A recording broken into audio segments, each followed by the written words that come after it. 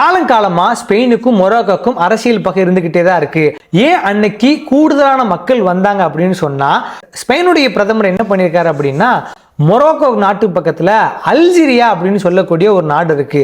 அந்த நாட்டுக்கும் மொரோக்கோக்குமே ஆகவே ஆகாது. அவங்களுக்குள்ளேயே ஒரு எதிரி நாடாகத்தான் இருப்பாங்க. சமீபத்துல அந்த நாட்டுக்கு போய் அந்த நாட்டினுடைய பிரதமரை சந்திச்சு எரிவாயு ஒப்பந்தம் செஞ்சுட்டு ஸ்பெயினுக்கு வந்திருக்காரு. இந்த விஷயம் யாருக்கு தெரியுது அப்படின்னா, மொரோக்கோவினுடைய பிரதமருக்கு தெரியுது.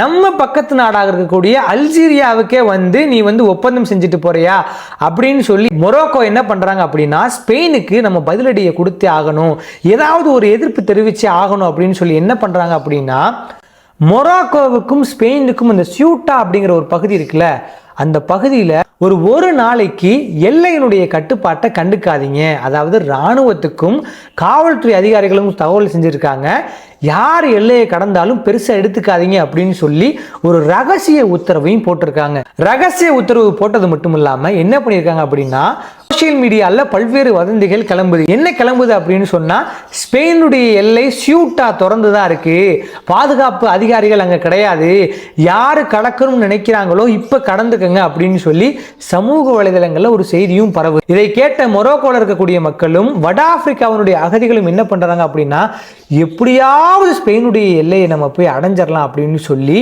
கடல் வழியா பயணிக்கிறாங்க. சில பேர் நீச்சல் அடிச்சு பயணம் செஞ்சு போறாங்க. சில பேர் கப்பல்ல ஒரு சின்ன போட் எடுத்துட்டு அதுல கை குழந்தையை தூக்கிட்டுலாம் கடந்து போறாங்க.